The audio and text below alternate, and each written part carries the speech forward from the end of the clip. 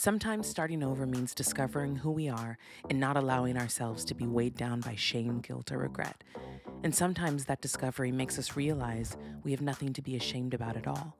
My guest today, Eric Feltus, is the perfect example of taking his own experience with trauma and identity discovery and turning it into something beautiful by creating a safe space filled with love and acceptance for others like him. You're listening to We Need to Talk. So you got something to say that is on your mind. We need to talk about it.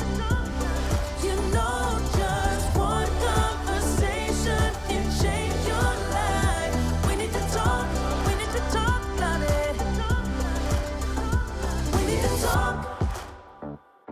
Hey everyone, welcome to another episode of We Need to Talk. My guest today is an actor, a life coach, but most importantly, one of my very good friends, Eric Feltus. Welcome to the show.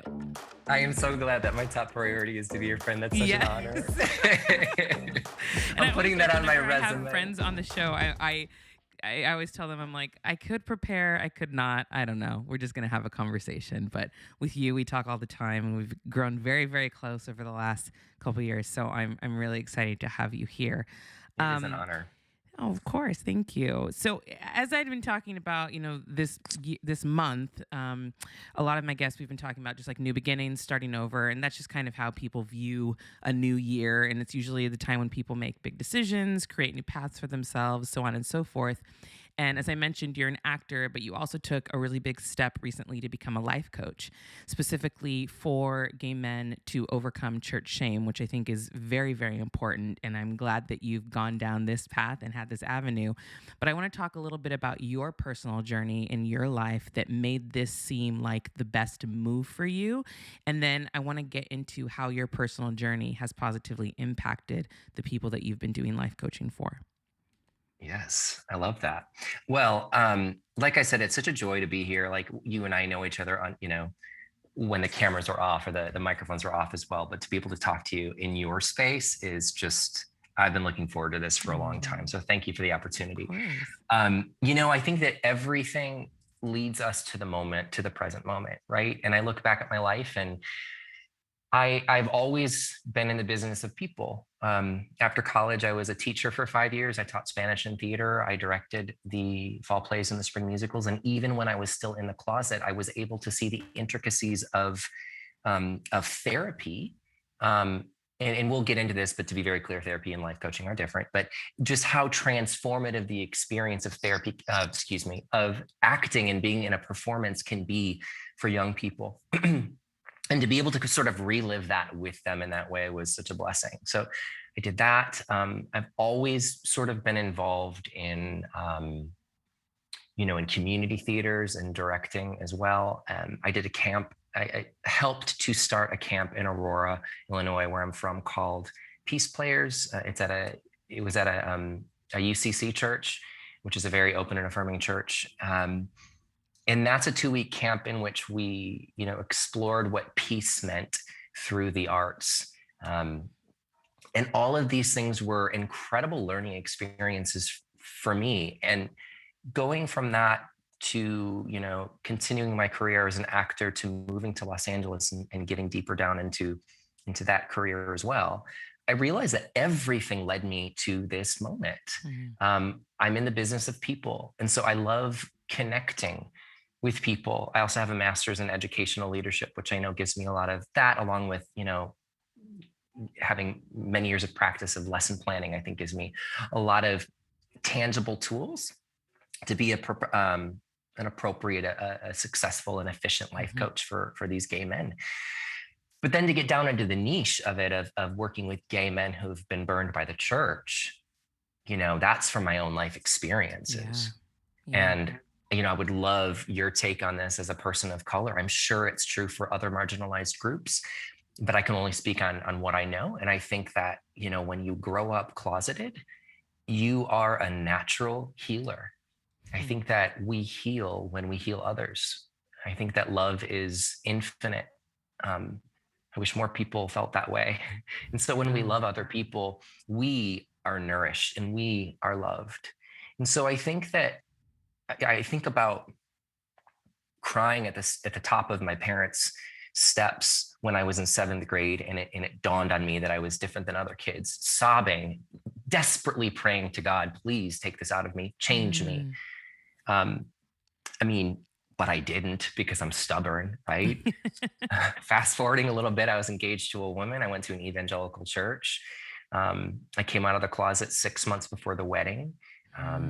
Say the dates were already out. So I was hurting a lot of people, and myself. Yeah. And if I can use those tools, I fully believe that, when I prayed to God, God changed me. God said, I will, and I am, Hmm. just not in the way that you think, not in the way Right. that your human brain at this moment can understand. Yeah. Yeah. So to go, Malynda, from a place of feeling like my queerness is intolerable to feeling like I can tolerate it, to the transformative process of being so grateful that I'm gay and seeing it as a blessing from God. And I'm so glad that God did not answer my prayer in 7th grade. I don't want to keep that to myself. Yeah. I get emotional thinking about it, because I think of these people that message me every day that are crying themselves to sleep at night. And Malynda, this is a bleeding neck problem. This isn't a let's have a short conversation and put a Band-Aid on cancer. It took me 30-ish years to learn to truly, truly love myself. And if I can help other people do that, I mean, I feel like I'm the luckiest person in the world. I've talked about this so many times on the show, and I think maybe it's just the type of guests that I attract to being on the show. But what I love about your story is that you truly did become the thing that you didn't have for other people.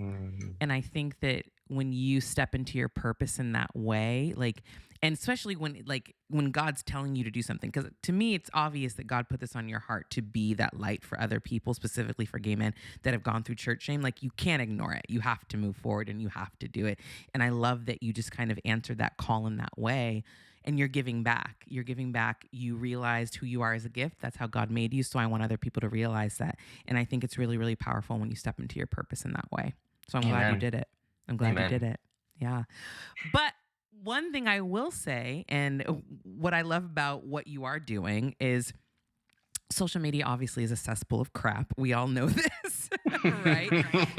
But you've gained a lot of traction on your social media by coming into your own. And I've loved watching you grow and just be fully proud of your identity and who you are.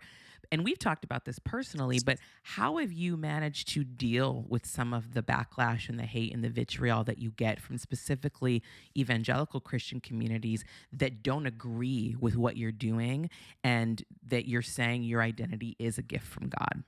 Yeah, that's a great question. Just like I was sobbing at the top of my parents' stairs in their house in 7th grade, feeling this immense pain, that childhood trauma was reactivated when I started posting videos about what I do. Imagine. So I would post videos about, being both gay and a Christian, and how my homosexuality is a gift from God. And oh my goodness, does that rub some people the wrong way? So when I was a little less mindful, or before I did some of this extra work, because what happens, I don't believe in regression. We don't regress. So when we feel those things, we don't get in a time machine and go backwards to that place when I was in 7th grade. But what happens is we are reminded that that's not resolved. So when we're not mindful, we don't know that. And again, and I've said this before, but I'll say it again, we try to put a Band-Aid on cancer, and that could be in the place of trying to change that one person's mind. And that is exhausting. There are not enough Band-Aids in the world to cover up all of the evangelical, not all evangelical is like this, but all of that crap, right? And it's also not our jobs. So instead of outwardly defending, what happens if I turn inward and focus on myself and start to love myself more? So now, and it's taken a long time to get to this point, I look at it as data. There's several things I think. A, thank you for keeping me in business, because the longer you favor me by commenting and not liking, but commenting and pushing back, and the more conversations we have in the DMs or in the the comments, the more the algorithm will push that video out. So thank you for the gift. And 2, I fully believe that every single thing comes from a place of fear or of love. And to be very clear, I would say most things come from some space in between. I don't believe in, this binary way of thinking of there's good, there's bad, there's, light, there's dark, there's gay, there's straight, right? I think that everything comes from either, fear or love or some mix in between, right? So when someone comments on my page that I'm an abomination, that they're praying for my salvation, that what I'm doing is wrong, and it's just it looks like it comes from a place of rage. I think how sad and how scary for you that you are in a place where you think the best way to try to process what you're feeling is to purge that pain onto me. Brene Brown calls blame the discharge of pain, right? So I could fight fire with fire and get nowhere. Or I could recognize that that's data that this person is really, really hurting and they don't have the tools necessary to heal. The other thing I think about Malynda is hurt people hurt people. So I'm not going to let it get to me anymore. But what are they saying to their younger brother who just cried on the top of their parents' steps last night? Yeah. What are they saying to themselves? There are studies that show that people who express anti-gay rhetoric are gay themselves. Absolutely. And I believe that to be true. And so as a person who's more emotionally evolved in that way, I don't think I'm doing them any bit of service by fighting that with more fear. Well, one, they're looking for a fight. To be honest, that's why they're called trolls. You know what I mean? Like they go onto people's pages in general on social media looking for a fight. But if you respond in love, you're doing exactly what you're supposed to be doing based on who you choose to follow, which was Jesus, right? I want to also interject though and say, like, the other reason I do it is because I want to be a model for other people looking at my page. I get really well-intended people say, hey, Eric, don't let this, because sometimes I do get angry. Sometimes I get upset. I take humor, I take sarcasm. You're human. Sometimes you're human. I'm human. Sometimes I delete, sometimes I block. And some people say, oh, don't let it get to you, right? When I try to make a point or get a little upset in a video. And I'm like, oh, it's not that I shouldn't let it get to me. It's that I want to model different ways that you as a viewer can also establish boundaries for the people in your own life. But I do want to go back to you saying hurt people, because I am a firm believer in that. But for you personally, because you were hurt a lot by rhetoric, by church trauma, how did you get to the point of healing so that you weren't falling into that trap of hurting other people because of your own hurt? I think that I did fall into that trap. When I was engaged to a woman, the way I realized that this was something that was out of my control was when I cheated on her with another guy. And that's when I realized, oh, being gay is not wrong. But what I'm doing to this woman is very wrong because it's inflicting pain. I made a promise to her and I broke that promise. And the lesson from that is that, coming out of the closet is choosing authenticity, but risking relationship. And staying in the closet or fitting in or contorting to what other people want you to be is fitting in, right? It's inauthentic and it ends up hurting other people. But moving back to today of, when I would push back, it just didn't feel good, Malynda. Like it just doesn't feel good. And I look at the teachings of Christ, and to be very clear, I am a Christian who does not believe you must believe that this man is your savior in order to get through the pearly gates of heaven. I think that our God is so much more expansive than that. And I will also argue that Jesus never once says, come worship me, but rather come follow me. And so when I follow in the footsteps of Jesus, and when Jesus says, all can I'm paraphrasing, get to the kingdom of heaven through me, I don't think Jesus was talking about an afterlife. I think Jesus was talking about creating a heaven here on earth by walking in the footsteps of Jesus. Absolutely. I also believe that Christ is universal. I feel like when you are at your highest moment of love, the purest moment of love, I think you are Christ. And so I want to be like Christ. I want to be living in a life of love.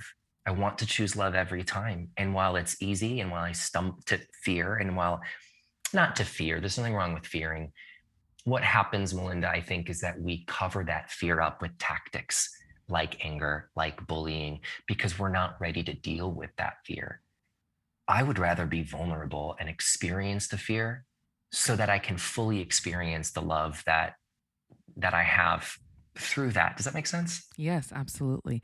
And one thing that you said in response to there's no afterlife, that, and we're talking about living like heaven on earth.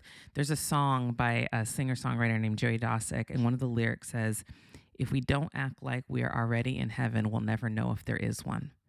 Can you And say when that I again? heard, "If we don't act like we are in heaven, we'll never know if there is one." Amen. And that lyric stopped me in my tracks when I heard it. Mm. And I messaged him. He's a indie singer songwriter in Los Angeles. I messaged him and I was like, I just thanked him for that lyric, that specific lyric. The whole song is great. It's called "In Heaven," but I love that because it's so true. It's just Yeah. so true.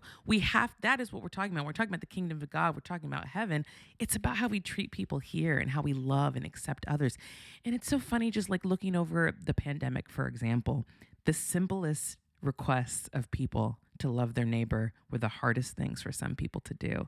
So if we can't even do that, I don't know how we're ever going to get to this point of accepting people for who they are, for how they look, the color of their skin, for who they love, their identities, all that. And it's so frustrating to me because I do think it's a lot simpler than we've made it. I really do. I think that Jesus has, and for many people, been used as a tool to avoid discomfort. Mm-hmm. So it's Absolutely. easy for me to say, I'm going to check this box that I believe that this man has saved me, and therefore, oh, thank God I am saved. Hmm. Right. And so what we do when we do that is we separate us from the marginalized, from people that are different than us. For you and I, which is very Mm-hmm. challenging, it separates us from them when we Yeah. choose fear over love, right? Because it's not easy for us either, right? Yeah. In Yeah. those moments, right? So I I don't want to live that way. I would rather experience what it was like to be in Jesus's footsteps. Jesus was hated. I'm not comparing myself to Jesus, but Jesus was crucified, in my opinion, by the same people that use Jesus as a weapon today. We look at Paul, and Paul They'd was in crucify prison. him if he did come back. Amen. We look at any politician, Yeah. anyone. It's what we Yeah. do. Yeah. Yeah. I know Paul is sort of a hot topic. We love him, we hate him. When Paul was imprisoned, he said something to the effect of "Rejoice in the Lord always." I believe that some Christians would use that and focus on the word Lord. Do you see that? It says Lord. Paul even said it. Rejoice in the Lord, right? If you're not, then you're an abomination. Well, two things that I think we need to do. I think we need to look at what the word Lord means, and I believe the word Lord means love. I think it's synonymous with love. Mm. That there's a huge burden that we put on ourselves with language. We put a word onto something, and it has so much weight and it's static. And I don't think it needs to be that way. Yeah. If the Yeah. word Lord doesn't serve you, what about the word universe or love? Rejoice in love. And the word I focus on is always, always, always. We always choose this. Every single moment, we have the option to be present and to connect with what's in front of us. You and I are Yes. in communion and we're connecting. And this is heaven, right? Yeah. Yeah. If we had a conversation and we put Jesus between us and say, no, you're wrong, and this is what this means, I don't think that's heaven. And I think Yeah. Jesus would be rolling his eyes. You know, as a member of the LGBTQ community, I'm curious if you feel like support within the church has grown, or do you think it's still a struggle to get the church community to accept the LGBTQ community?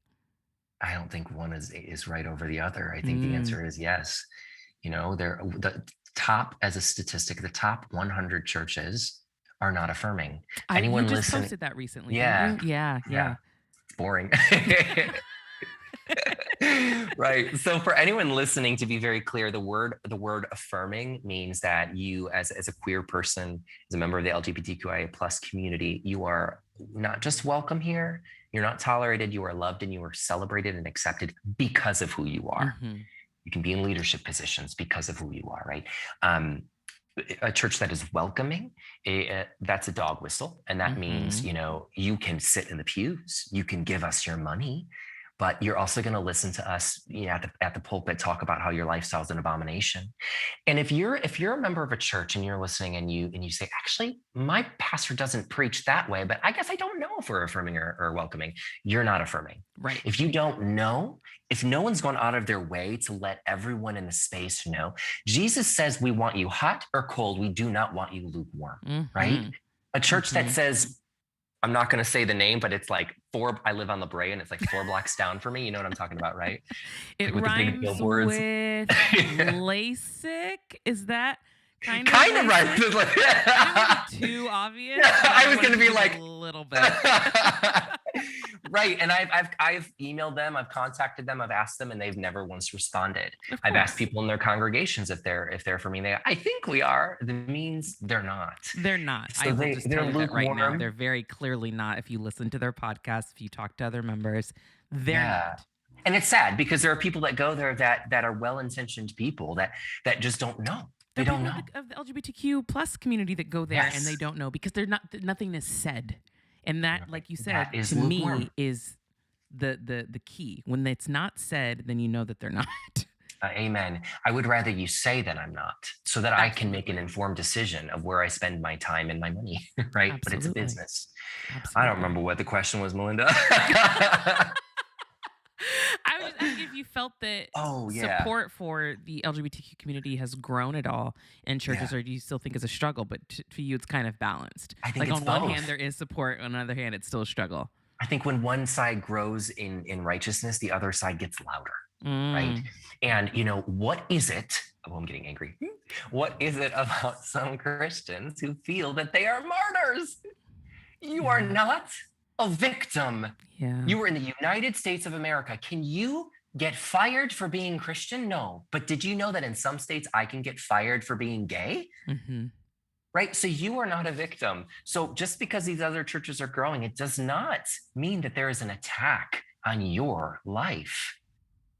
I think they're both growing. Evangelical MO now in general, that anybody that is, how do I word this?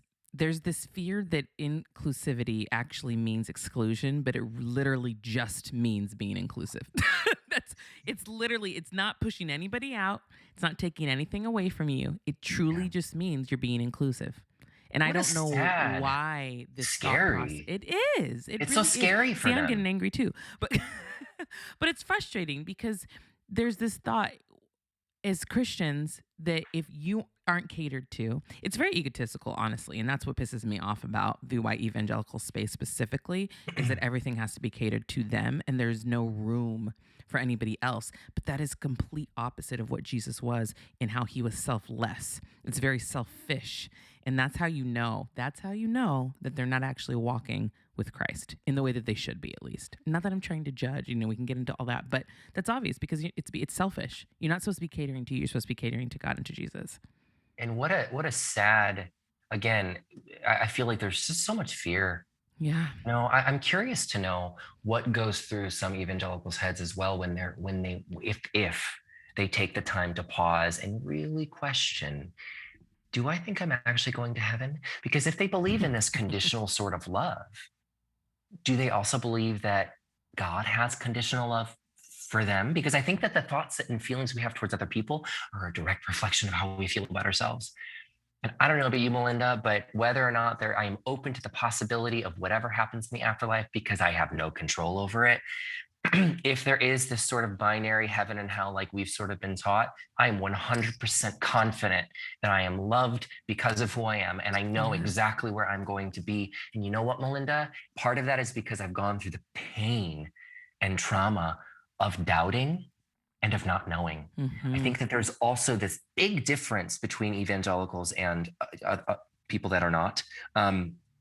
Of what the word faith means. I think that there's this twisted idea that faith equals certainty, and we wear it with a badge of honor on our hearts, like, well, I'm going to heaven, this is right, and so much so that I'm in the army of God, so I'm going to fight against you because you disagree with me. I'm just trying to love you and save you, right? What if we look at the word faith to mean sitting in the doubt and the uncertainty because we really don't know, we can't, and allowing ourselves to be uncomfortable, and allowing ourselves to feel that fear without lashing out at ourselves or other people for it. Yeah. And just sitting and allowing ourselves to sit in the question of that. I've done that. And while I don't have like a slip from God saying this is exactly what's happening, I have a closer relationship with Christ than I ever have before. And it's because I've allowed myself to be a man of faith and to be a person who will sit in the discomfort and be okay with that. I think another thing when it comes to faith is that people think questioning or any form of critical thinking means a lack of faith. And I actually completely disagree. Because Amen. if you're not willing to question and ask and just do your own research, like, then I think you actually don't care that much. I think the more research you do and you're trying to understand, you actually really do care because this is something that you believe in and you want to know that you're going down the right path, you know? And look at Christ. When we walk in the footsteps of Jesus Christ, like we're talking about, we see the similarities of our lives with Christ. In the garden, he was sobbing and saying and questioning, Yes. do I have to do Yes. this? Yes. How terrified. I mean, as a human being, could you imagine how terrified you would feel knowing that tomorrow you will feel more pain, physical pain, than anyone should ever have to experience. And you will be left on a cross, 90% naked, left to be humiliated, spit on, and to die. Like, that is scary. Yeah. And so if Jesus can question, and if we're going to put Jesus on this pedestal, which, by the way, I don't think Jesus wants to be on a pedestal because that's dehumanizing. And I think we're closer to Christ when we realize that Jesus was a human. Then why can't we question and be closer to Christ in the questioning? Yes. Yes, I love that. It's funny that you said that Jesus doesn't want to be on a pedestal. I often say, I'm like, Jesus never said the word Christian. Never. He never said that. He said, like you said, follow me, don't worship me, follow me. Yes. I'm here to show you the example of how to live a life of goodness and love. That's what we're supposed to be doing. Malynda, can I ask you a question? How many times has Jesus talked about homosexuality? Literally zero. Oh, right. Oh, right. How many times? Less than that even. Less than that even. Well, here's the thing. There are books, there are canons that have been thrown out. I would love to read the story of Mary. I would love to read the story of Judas. There were stories that have been thrown out by human beings. So I'm actually curious to know if Jesus would have been like, what the heck are you guys talking about? 100%. Queer people are awesome. Yeah, but I think you'd say that about most people that 100%. Have been shunned by the white evangelical space. Love is mentioned over 550 times, and we focus on these 6 verses that we call the clobber passages because they're used against a group of people to control them, and they are mistranslated, and they have nothing to do with homosexuality at all. And the word homosexual was not introduced in the Bible until 1946. Like the 40s, right? Yeah. Yeah. Crazy. Which that in itself should let people know how much the Bible is man-written. 100%. It's a great tool. Let's use it. Let's talk about it. There's beautiful things in it, but come on, like, you can't actually think that the Bible is the end all be all because the amount of contradictions throughout the entire book is wild. There was this website, it's not in existence anymore, and I'm so upset, but I think it was called like Bible Zine or whatever, and it had every contradiction in the Bible. Like this little flow chart. And it was crazy to see how in the Old Testament was one thing, New Testament said the same thing, but complete opposite. And even just a couple of chapters or a couple of books later, it was completely different than what was just said. And it's like, come on, like, we know that there's so many contradictions, so it's impossible to fully follow. I actually think that would be a really interesting TV show to see someone actually trying to follow exactly what's in the Bible and not being able to do it. You know, it's interesting, Malynda, you're reminding me a lot of Scientology. And I'm thinking about the hundreds of books that what's his name wrote. What's his name? I don't know. Ron somebody. Howard. Ron Howard. That guy. So anyway, so that guy, and we look at those books and we're like, this is science fiction. How absurd that some people believe this. I'm not mocking the Bible when I say this, but why is it different? Just because that's what you were ingrained in as a child? Is that the reason you're afraid to question? Okay. It's interesting having conversations with people that think this is the absolute truth and there's no like leeway. It's black and white for them. But for you, Hubbard, Ron Hubbard. I'm like, I can't get past this. Did we say Ron Howard? Oh my God, Yes. I'm so sorry. He's the director. I love Ron Howard. Yeah, Ron Howard. Sorry, Ron. Not that you're listening. Sorry, Ronnie. We're sorry.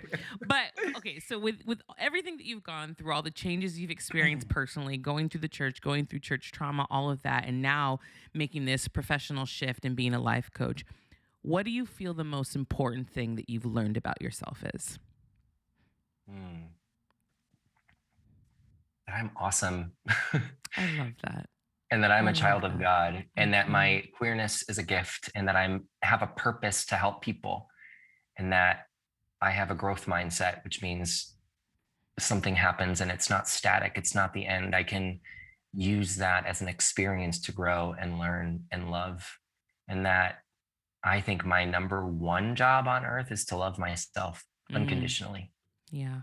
I love that. Well, you know, I adore you, and I'm so grateful for your friendship and obviously coming on the show. Can you let everyone know where they can follow you?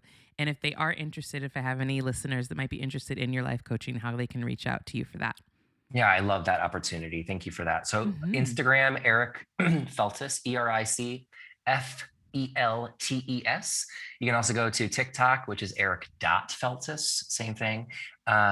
And like Malynda, like to buy a vowel. Like Malynda said, I'm a life coach who helps other gay men free themselves from church shame. If anything speaks to you, this is not a coincidence. We can have a free, quick 10-minute phone call. I'll hear a little bit about where you're at, where you want to be, and I'll just honestly let you know if I think I can help you.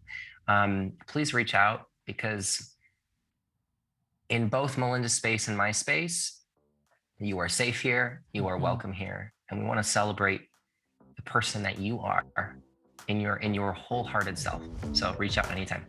Beautiful. Thank you so much, Eric. I love you. Love ya. And to the listeners, thank you for your weekly support of We Need to Talk. Please make sure you like, share, rate, and subscribe wherever you listen to your podcasts. And if you're on Facebook, feel free to join the We Need to Talk discussion group as well. Thank you to Stephen James, our theme songwriter and producer, and we'll talk to you again next week. Remember, everything starts with a conversation. We need to talk.